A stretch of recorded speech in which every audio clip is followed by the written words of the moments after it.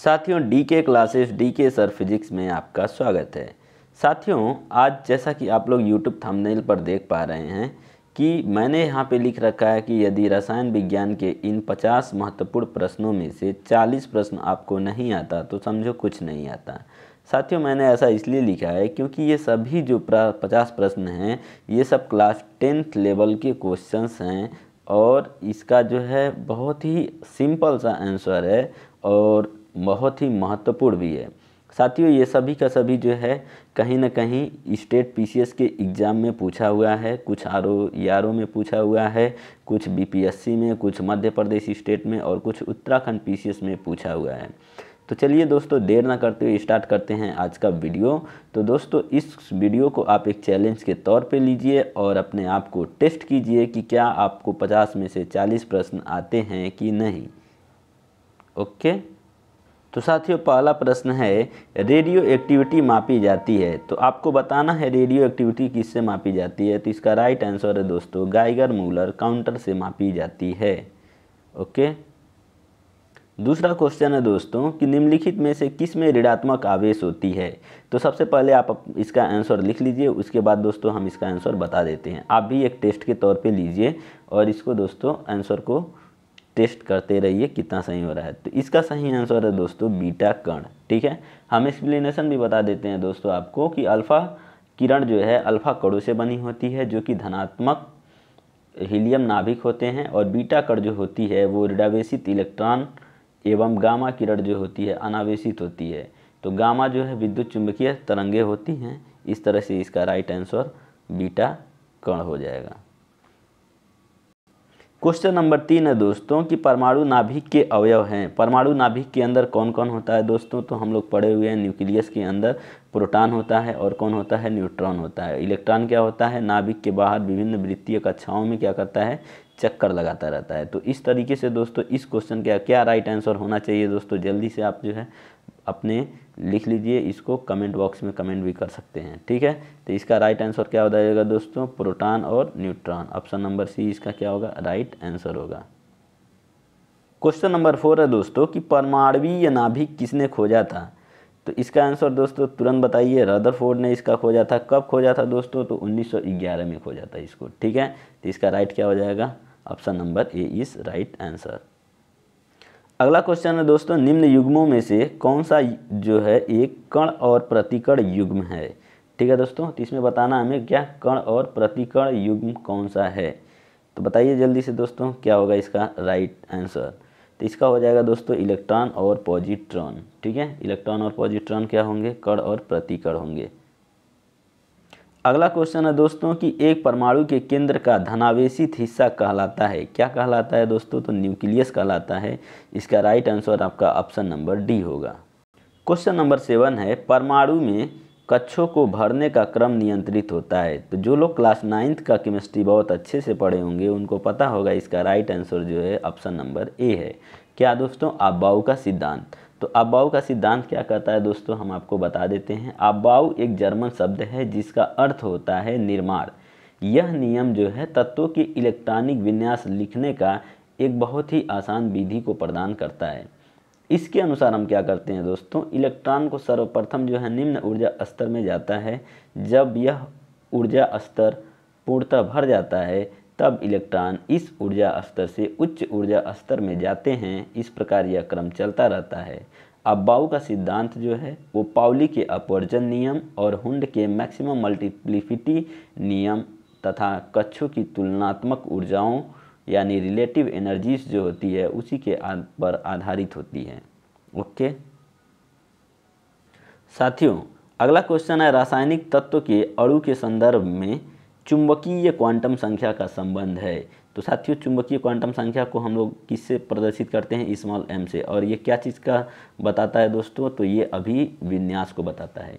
इसी प्रकार से दोस्तों अगर मुख्य क्वांटम संख्या यानी प्रिंसिपल क्वांटम नंबर n की बात करें तो n क्या चीज़ को बताता है दोस्तों तो ये जो है कक्ष के आकार और ऊर्जा को बताता है। और इसी प्रकार से एजीमुथल क्वांटम संख्या जो l होती है वो क्या चीज़ को बताती है वो त्रिमिमीय आकृति को बताती है।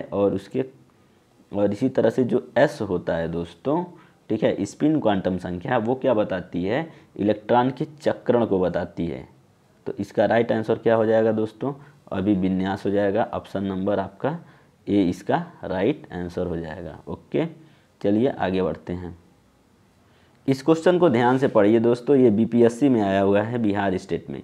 एक तत्व में इलेक्ट्रॉनों की संख्या और न्यूट्रॉनों की संख्या क्रमशः दे रखा है, ठीक है। पूछ रहा है इस तत्व का द्रव्यमान संख्या क्या होगा। तो साथियों हम लोग द्रव्यमान संख्या ए को इक्वल टू क्या लिखते हैं, Z+N लिखते हैं।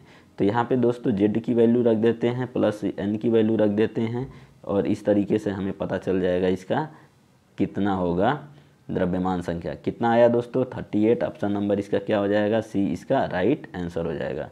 ओके, क्वेश्चन नंबर 10 है, परमाणु जिनमें प्रोटॉनों की संख्या समान परंतु न्यूट्रॉनों की संख्या जो है भिन्न भिन्न रहती है क्या कहलाते हैं। तो दोस्तों ये होता है समस्थानिक। क्या कहलाता है, समस्थानिक। ऑप्शन नंबर डी इसका राइट आंसर। एक ही तत्व के वे परमाणु जिनकी परमाणु संख्याएं समान होती हैं किंतु द्रव्यमान संख्याएं क्या होती हैं, भिन्न भिन्न कहलाती हैं, वो समस्थानिक यानी आइसोटोप्स कहलाते हैं। ओके दोस्तों, राइट आंसर ऑप्शन डी। कितना आसान सा क्वेश्चन है दोस्तों, लेकिन ये यूपी पीसीएस में पूछा हुआ है। जल का वाष्प में परिवर्तन क्या कहलाता है, तो भौतिक परिवर्तन कहलाता है। ऑप्शन नंबर इसका बी राइट। अब थोड़ा दोस्तों इस क्वेश्चन पे भी ध्यान दीजिए कि संक्षारण के उदाहरण हैं। पहला ऑप्शन बोल रहा है कि सिल्वर पर काले रंग की परत का बनना, तांबे पर हरे रंग का परत का बनना, लोहे पर भूरे रंग का परत का बनना, कि उपयुक्त तीनों सही हैं या इनमें से कोई नहीं। तो दोस्तों जब इसमें से सबका सब सही और इनमें से कोई नहीं वाला ऑप्शन आता है, ज़्यादा खतरनाक हो जाता है। तो दोस्तों ये जो तीनों का तीनों विकल्प है सब सही है। तो इस तरीके से दोस्तों इसका राइट आंसर क्या हो जाएगा, ऑप्शन नंबर डी। तो डी इसका क्या होगा दोस्तों, राइट आंसर होगा। ओके, अगला क्वेश्चन है कि जल अपघटन में ऊर्जा किस रूप में उत्पन्न होती है। तो इसका राइट आंसर है दोस्तों, वो होती है ये ऊष्मा के रूप में होती है। ऑप्शन नंबर बी इसका राइट आंसर होगा। अगला क्वेश्चन है कि दोस्तों पाश्चुरीकरण या पास्तुरीकरण का संबंधित है। तो पाश्चुराइजेशन का संबंध किससे होता है, दूध के निर्जमीकरण से होता है। इसका राइट ऑप्शन आपका ए होगा। अगला क्वेश्चन है दोस्तों अशुद्धियों के कारण द्रव का क्वथनांक पे क्या प्रभाव पड़ता है। तो दोस्तों उसका क्वथनांक जो होता है बढ़ जाता है। अगला क्वेश्चन है कोहरे में निम्नलिखित में से कौन सा कोलाइडी तंत्र जो है अभिव्यक्त होता है। तो जल्दी से बताइए दोस्तों इसका आंसर क्या होगा, गैस में द्रव का। साथियों जो पीसीएस वाले क्वेश्चन बनाते हैं ना, इनका बनाने का लेवल ही एक अलग होता है। कह रहा है कि यदि 100 ग्राम चीनी को आधा लीटर पानी में मिलाकर एक असंतृप्त चीनी का घोल तैयार किया जाए तो निम्न में से कौन सी भौतिक राशि नहीं बदलती है। तो साथियों द्रव्यमान चेंज होगा, घनत्व चेंज होगा, सांद्रता चेंज होगी कि आयतन चेंज होगा। तो दोस्तों जो कौन से पूछ रहा है भौतिक राशि नहीं बदलेगी, तो साथियों इसका आयतन नहीं बदलेगा। ठीक है दोस्तों, ऑप्शन नंबर डी इसका क्या होगा, राइट। ये क्वेश्चन देखिए दोस्तों यूपी आरओ में पूछा हुआ है कि ठोस अशुद्धियों के शुद्धिकरण के लिए निम्नलिखित में से कौन सी प्रक्रिया उपयोगी नहीं है। बहुत ही बेहतरीन है क्वेश्चन दोस्तों। इसका राइट आंसर हो जाएगा दोस्तों पहला ऑप्शन नंबर ए इसका क्या, आसवन। ठीक है, तो आसवन यानी डिस्टिलेशन की जो प्रक्रिया का उपयोग जो है प्रायः क्या करते हैं, तरल अशुद्धियों को शुद्धिकरण के लिए किया जाता है, जबकि ऊर्ध्वपातन और क्रिस्टलीकरण का उपयोग जो है ठोस अशुद्धियों को शुद्धिकरण के लिए करते हैं। क्रोमैटोग्राफी की तकनीक का प्रयोग होता है एक मिश्रण से पदार्थ को अलग करने के लिए, इसका यूज करते हैं। तो इसका राइट आंसर आपका ऑप्शन नंबर डी होगा।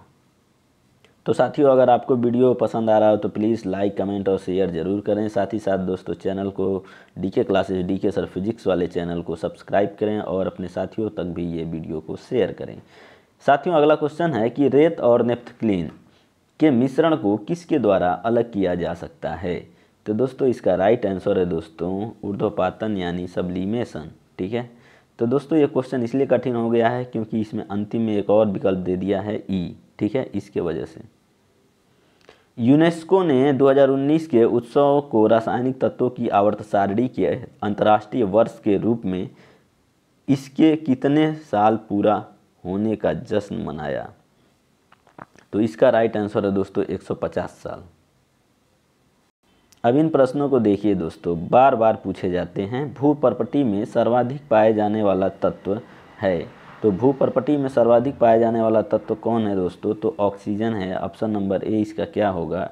Right answer. अगला क्वेश्चन है, ऑक्सीजन के बाद सबसे अधिक उपलब्ध कौन सा तत्व है? तो दोस्तों जल्दी से इसका आंसर बताइए। ऑप्शन नंबर ए इसका भी है सिलिकॉन। ओके, अब इस क्वेश्चन को ध्यान से पढ़िए दोस्तों, ये यूपी पीसीएस का है कि निम्नलिखित में विश्व में कौन सा सर्वाधिक पाया जाने वाला तत्व है? तो साथियों ये सिर्फ जो 4 विकल्प दिया है ना, इसी 4 में से पूछ रहा है, ठीक।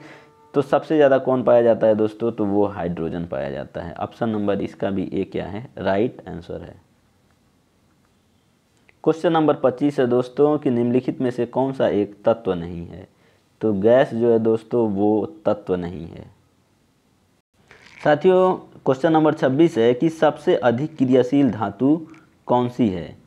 तो साथियों यहाँ पे जो चारों विकल्प दिया गया है, सिर्फ इसी विकल्प में पूछ रहा है कि सबसे अधिक क्रियाशील धातु कौन सी है, ठीक है।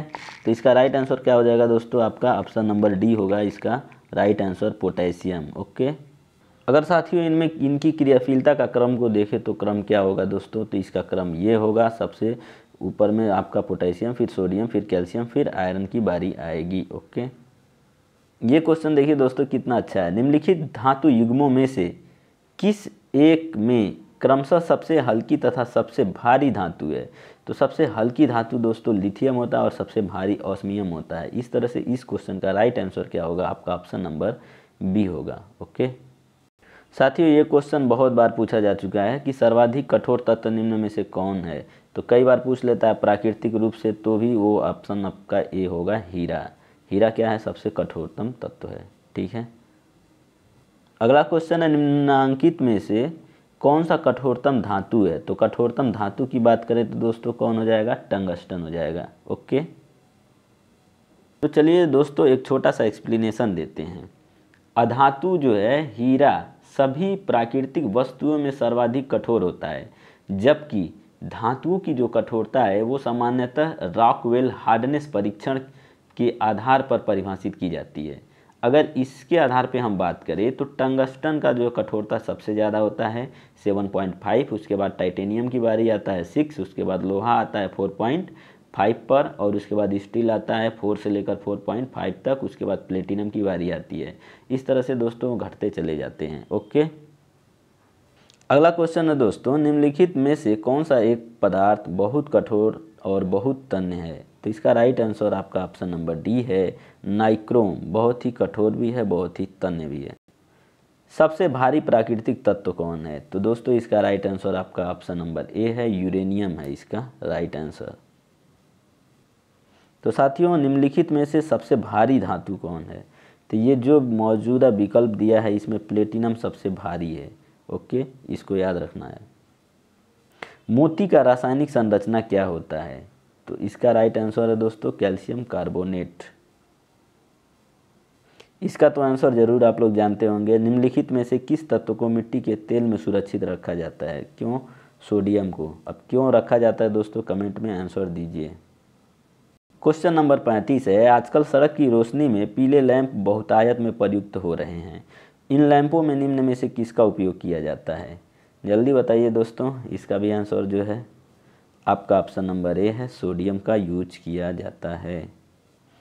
अगला क्वेश्चन है कि निम्नलिखित धातुओं में से कौन स्वतंत्र अवस्था में पाई जाती है? तो इसका राइट आंसर है आपका सोना, ऑप्शन नंबर बी। निम्नलिखित में से किस पदार्थ में कैल्शियम विद्यमान होती है? तो दोस्तों इसका राइट आंसर है जो आपका वो है जिप्सम। जिप्सम में क्या होता है? विद्यमान रहता है। इसका अगर रासायनिक सूत्र पूछ ले तो क्या होता है? Ca होता है SO4.2H2O होता है। ये इसका रासायनिक सूत्र है। ओके, चूना पत्थर का रासायनिक नाम है तो क्या है दोस्तों? Calcium carbonate, option number A इसका राइट आंसर है। प्लास्टर ऑफ पेरिस रासायनिक रूप से है, प्लास्टर ऑफ पेरिस रासायनिक रूप से कैल्शियम सल्फेट है, याद रखिए। अगला क्वेश्चन बोला है दोस्तों, टूटी हुई हड्डियों की रक्षा के लिए प्लास्टर ऑफ पेरिस का प्रयोग होता है। अब पूछ रहा है कि ये प्लास्टर ऑफ पेरिस में क्या होता है? तो दोस्तों उसमें जिप्सम होता है। बहुत ही बेहतरीन क्वेश्चन है, बहुत बार पूछा गया है कि माइका है। ऑप्शन ठीक से पढ़ लीजिए दोस्तों, माइका क्या है? ऊष्मा का चालक, विद्युत का कुचालक, कि ऊष्मा का चालक तथा विद्युत दोनों का कुचालक, कि ऊष्मा तथा विद्युत दोनों का चालक, कि ऊष्मा का कुचालक तथा विद्युत का चालक। तो साथियों जो माइका होता है, जिसको हम हिंदी में अब्रक बोलते हैं, वो ऊष्मा का चालक होता है और विद्युत का क्या होता है? कुचालक होता है। आपको कमेंट बॉक्स में ये बताना है कि माइका का यूज कहाँ में करते हैं या कौन से विद्युत उपकरण में करते हैं। अगला क्वेश्चन है, निम्नलिखित द्रवों में कौन सा ऊष्मा का बहुत अच्छा चालक है? तो दोस्तों जो मौजूदा विकल्प दिया गया है, इसमें पारा सबसे अच्छा चालक है द्रव की बात करें तो। क्वेश्चन है दोस्तों, लोहा जिससे प्राप्त किया जाता है वह है, लोहा को हम किससे प्राप्त करते हैं? हेमेटाइट से। तो ये अयस्कों की बात कर रहा है दोस्तों, अयस्कों के बारे में पूछ रहा है। ये तो क्वेश्चन का दोस्तों आंसर आप लोग जो है सपने में भी बोल देंगे। निम्न में से किस पदार्थ की विद्युत चालकता सर्वाधिक होती है? तो चांदी की सबसे ज़्यादा होती है। साथियों ये क्वेश्चन देखिए कितना इम्पोर्टेंट है। एल्युमिनियम बनाने के लिए कौन सा मुख्य खनिज प्रयोग होता है? तो एल्युमिनियम बनाने के लिए किसका यूज किया जाता है दोस्तों? बॉक्साइट का। तो हम लोग बहुत बार पढ़ चुके हैं कि एल्युमिनियम का मुख्य अयस्क क्या है? बॉक्साइट। तो दोस्तों ये देखिए कितना बार पूछा जा चुका है। Uttarakhand, UP, PCS, Chhattisgarh, UP RO. तो आपको दोस्तों ये याद रखना है। कभी कभी मान लीजिए बॉक्साइट न लिख करके इसका रासायनिक सूत्र लिख देगा, तो इसका रासायनिक सूत्र क्या होता है? Al2O3 डॉट O3 है डॉट 2H2O होता है। Al2O3 डॉट 2H2O इसका रासायनिक नाम। अगला क्वेश्चन है, निम्न धातुओं में कौन सा सामान्य ताप पर द्रव है? तो द्रव धातु दोस्तों हम लोग बहुत बार चिल्ला चिल्ला के याद किए हैं, पारा एक द्रव धातु होती है। ठीक है। अगला क्वेश्चन बोल रहा है दोस्तों कि पारे का साधारणतः तापमापी यंत्रों में उपयोग किया जाता है क्योंकि इसकी विशेषता है। इसकी विशेषता क्या होती है? उच्च संचालन शक्ति इसके अंदर होती है, यही इसकी मुख्य विशेषता। अगला क्वेश्चन है, गैल्वेनीकृत लोहे पर लेप होता है। तो गैल्वेनाइज्ड आयरन जो होता है उस पर किसकी परत चढ़ाते हैं? तो दोस्तों जिंक की परत चढ़ाते हैं। ठीक है, गैल्वेनीकरण प्रोसेस के बारे में पढ़ लीजिए। क्वेश्चन नंबर 49 है दोस्तों कि किस धातु से बनाई मिश्र धातु को हवाई जहाज तथा रेल के डिब्बे में पुर्जों के काम लिया जाता है? तो ये दोस्तों बहुत इंपॉर्टेंट क्वेश्चन है। एल्युमिनियम का यूज करके हम इसको बनाते हैं। तो साथियों आज का अंतिम प्रश्न क्या है कि निम्नलिखित मिश्र धातुओं में से किसे अमलगम कहा जाता है? तो पारे में मिश्र घुली हुई मिश्र धातुओं को ही क्या बोला जाता है दोस्तों? अमलगम बोला जाता है। ठीक है, तो इसका राइट आंसर क्या हो गया? आपका ऑप्शन नंबर सी हो गया। तो साथियों इस तरह से हमने जो है 50 क्वेश्चन को पढ़ लिया, इसका आंसर भी जान लिया।